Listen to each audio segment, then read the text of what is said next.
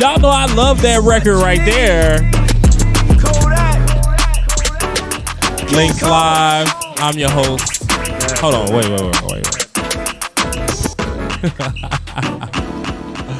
Yo, I love that. I still love that fucking record. Anyway, Lynx Live. I'm your host, Dame Lynx. Remember, love yourself.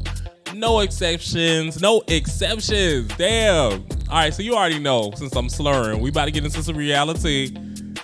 Hope you got your drinks. I'm definitely sitting here with my cocktail. Hold on 1 second. Today we doing a little Ciroc summer watermelon because we wrapping up the summer. I'm still on summer vacation. Anyway, and a little cranberry juice. Look, I know it's like cocktail juice. Anyway, reality. Let's go ahead and get into all things TV. Bethany Frankel. So my girl Bethany from Real Housewives of New York. Y'all know Bethany's one of my favorite housewives. She's leading a lawsuit against Bravo and Universal, protecting reality stars in defense of reality stars. There are so many allegations being thrown around in this lawsuit. I can't even keep up. It's being reported that tons of reality stars, super famous ones at that, are on board to put Bravo and Universal on blast. I'm sure Nene Leakes is one of them. You know, she tried to sue Bravo for discrimination. So I'm sure she's right there with Bethany trying to make it happen. So we'll see what happens. We're going to be following this, you know. You also know the writers and actors are still on strike. SAG is still on strike. And remember, I told you guys the studios are planning to just wait them out until they are so broke they have no choice but to return back to work. I think that's horrible. I have not heard any updates about what's going on, what the decision's going to be. And this has been going on since May, June. I think the writers went on strike at the beginning of May, and then towards the end of June, the actors went on strike with them. So, I don't know. All right. Also, did y'all see? Okay, so y'all know I love TGIF. It comes on Fox Soul. It's got Claudia Jordan, who I previously didn't really fuck with Claudia Jordan, but that was only because her and Tamar didn't get along. I don't know if they still got beef, but whoever Tamar don't fuck with, I don't fuck with. Besides K. Michelle. But anyway. Al Reynolds is on there. You know, he was married to Star Jones back in the day, and now he's sexually fluid. And also, Funky Dineva is on there. He's a YouTube personality. We know him for just being very, very, very blunt. You know, usually saying what's on his mind. Well, a couple weeks ago, he made these crazy, crazy comments about Chloe Bailey. I mean, I was watching the episode, and I was so why is he going so hard on Chloe like that? It didn't make sense. Anyway. So I'm sure you guys saw that he did apologize, which I do believe his apology was sincere, whether it was forced or not. I think he did understand his comments were a little too far. But anyway, I still got my eye. I'm still side-eyeing Funky Dineva for that, because you know how much I love Chloe Bailey. Anyway, Tory, they've released a documentary about the Tory and Meghan trial. And it's supposed to have hold on, let me see what it is. Because I haven't watched it yet, but from what I've heard, it has some details that we weren't made aware of during the trial, which I find to be confusing because so much came out during the trial. I'm wondering what else is left that we don't know. Anyway, it's a 2-part documentary. One part is from the perspective of Tory and his legal team. The other part is from Meghan's side of the story. I mean, but we've seen it played out. Tory, you shot that girl. We know Tory shot that girl, and now he is fighting for his life. I think he's willing to spend every dime he has to get out of jail. Because the sentencing, hey, just saying, Tory, I you know, you my boy, but you got to do your time. All right. So Love and Hip Hop Atlanta. So let's catch up on Love and Hip Hop Atlanta. You know, Love and Hip Hop Atlanta is my favorite reality show. So lately, a couple weeks ago, the last few weeks, everybody's been at Erica Mena. So there was a scene with Erica Mena and Spice where Erica got so upset with Spice that she called Spice a blue monkey. Of course, immediately everyone was outraged once this footage aired. And I'm torn, and I'm torn just like everybody else. Like, the people are split because Erica was clearly upset. But Spice, if you get into the full, because you got to watch the 2 episodes around this particular scene. Spice had been doing things to really, really get under Erica's skin. You know what I mean?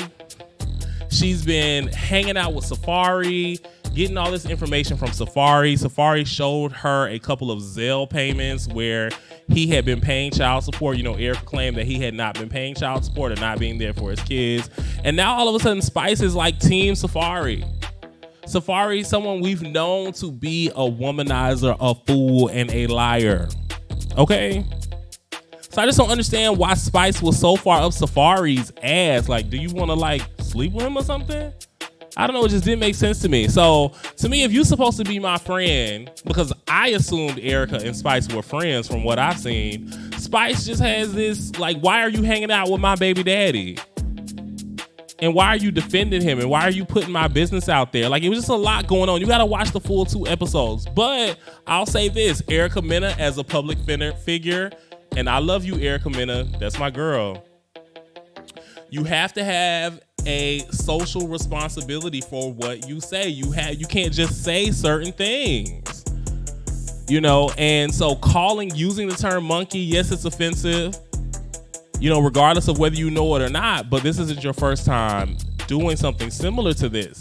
So to me, and a lot of people are torn about whether or not Erica Mena should have been fired. I just think that in that moment, I don't think she meant anything racial by that. Spice ain't the most attractive looking woman. But I'm not about to get into this I'm not about to make this a colorism debate. Erica, you have to have some responsibility for what comes out of your mouth if you want to be a public figure and an actress. But look, you're doing good with your Tubi movies. They're doing great. I think it's time that you separate yourself from the Love and Hip Hop brand so that you can be taken seriously as an actress. You know what I'm saying? And if you look at it, Erica Mena hasn't even been promoting Love and Hip Hop the whole season. So I think that she's been fired. She did release an apology this week. Good. Whether it was sincere or not, I don't even care. She released an apology just because the situation, Love and Hip Hop, they put you in these scenarios to get you all riled up and start shit. That's what they want to happen. So I don't know. I don't know if she should have been fired, but I think that at this point, that's what needs to happen so that she can go on over into the acting world. I'm just saying, if you really want to be taken seriously as an actress, you know what I mean? Anyway, let me know what you guys think. All right, so then we're also seeing the divorce between Scrappy and Bambi play out. And Scrappy is kicking it with Diamond. And can I just say, it is long overdue for Diamond to be on Love and Hip Hop. She should have been on here a long time ago. Okay? She should have been on here a long time ago. So, Mama D's, she started this rumor saying that Diamond may be pregnant. Of course, people think that she's pregnant by Scrappy of anything, because we've seen Diamond and Scrappy hanging out. At this point in the situation that's airing on TV, I personally don't believe that Diamond and Scrappy have slept together. I really don't believe that. I just really don't believe it. However, they probably been kicking it. Scrappy's going through a rough time. He always has to attach himself to a female. Every single time he breaks up, we've seen Scrappy on Love and Hip Hop for years do the same thing. It just so happens that Diamond is his ex, so there's some history there. He kind of tends to stay in the same pocket. If it's not Erica Dixon, Erica don't want him no more. Then it's Diamond. I wouldn't be surprised if 10 years from now, him and Bambi have worked it out. Just saying. Hell, maybe 5 years from now. But with this rumor going around, Sierra, and I love you, Sierra, and Erica are getting all in the business. They're confronting Scrappy out in public. Sierra and Diamond had this little back and forth that was really funny. Also, Scrappy referred to Sierra and Erica as the Typeface crew, and I died. He called them hoes the tight face crew. That shit's still funny to me. Look, Diamond, welcome to Love and Hip Hop Atlanta. Sierra said the bitch looked cheap. Anyway. All right, then we got Chaotic. Now, Chaotic to me is the show. He's the comedic relief. He tries to keep the peace. He ain't really trying to fight nobody. He looks great because if you see Chaotic on Love and Hip Hop Atlanta, you won't remember him from Love and Hip Hop Miami a couple seasons ago. He did one season. I think he's somebody's cousin, either Trina or Joy. You know, Trina and Joy related to everybody on Love and Hip Hop Miami. He's the comic relief in Love and Hip Hop Atlanta. They done got him a haircut. They got him some new teeth. He's promoting his music. He's flirting with the bitches. He's keeping it up. He's got this whole little beef going on with Erica Banks and this other girl, Amy. They're both rappers, and he done smashed Erica already. I ain't mad at it. I'm not mad at it. Love and Hip Hop Atlanta, y'all know I love Love and Hip Hop Atlanta. Carly Red is on there still. Rashida's on there still. You know. Who else? Yeah. Oh, Yandy's on there too. All right. So Love and Hip Hop Miami is also back. And what I would say, in a perfect world, Love and Hip Hop Miami, Love and Hip Hop Atlanta, and also Love and Hip Hop New York and Love and Hip Hop Hollywood, if they could be on the air at the same time, I would be in heaven. Anyway, Love and Hip Hop Miami's back. We got Trina on there. Trina's back doing her thing. We got Trina, Trick, Joy, Bobby Lights, all the same people. Trina's single. She dumped her boyfriend that's been on the show with her. I forget his name. What's his name? Did I write it down? Raymond. She dumped Raymond. We know Trina's been going through a lot the last couple of years. She lost her mom a few years ago. She lost her niece last year. So Trina's just like, fuck it right now. And I can respect it because I love Trina. I don't know. We'll see what happens with her and Raymond. But of course, we loved anything Trina does. Okay, so the rapper Gunplay is on the show. And if you know Gunplay or you've heard anything about him and his wife, who's also the mother of his child. I think the child's like less than a year, maybe a year or two old. We've seen them in the blogs a lot lately because Gunplay pulled a gun out on the girl while she was holding their baby. And now she's filing for divorce. So we're seeing the lead up to that on the show, which is very, very interesting because Gunplay is beefing with the girl's mother. I don't know. The relationship just doesn't even make sense to me. Like, the girl's only like 24. She's trying to get her PhD and stuff like that. She's in school. Like, I don't understand the relationship. So anyway, we're watching that play out. I'm tuned in. Ray J's on there. Oh, Amara La Negra is running around with Safari. So here we got Safari again. And you know what? Also, Shay is on there. Y'all know Shay from Love and Hip Hop Atlanta. You know, she dated Scrappy too. She's on there. And she is inserting herself in Amara's relationship. And for once, I feel like she should. I don't understand why Amara La Negra is with Safari. None of that makes sense to me. So, I don't know. Love and Hip Hop Miami is a lot. All right, so Real Housewives of Atlanta, season 15 just wrapped up. We just saw the reunion for that. It seemed like it was a really, really long season. Did y'all enjoy the season? Real Housewives of Atlanta, did y'all enjoy the most recent season?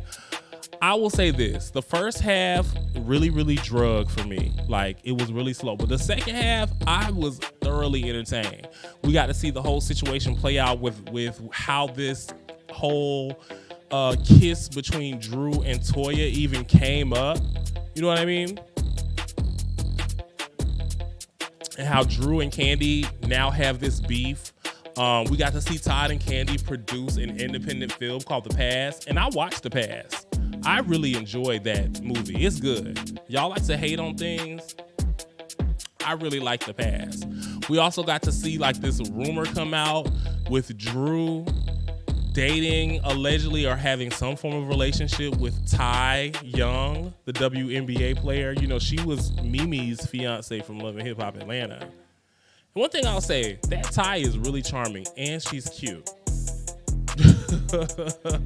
Ty is really, really cute. So I ain't mad at Drew for going at that. All right. But the reunion has ended. There was a lot going on there. So now the reunion is over. There's a lot of speculation about what's going to happen with the cast, right? Like, are they going to get a whole new cast? Are they going to keep the same people? Are they going to bring back some old people? I don't know. I kind of like the cast the way that it is. We can get rid of Courtney and Marietta. Ugh. Don't get me started on Courtney. But anyway. But we'll see what happens. Season 16 of Real Housewives of Atlanta, you know, they only take Real Housewives of Atlanta. They only take like a couple of months off before they start back filming. So we'll know soon enough what's going on with that. Anyway, that's going to be it for reality. Let's get into some more music and then we'll be right back because, you know, we got to keep it PC.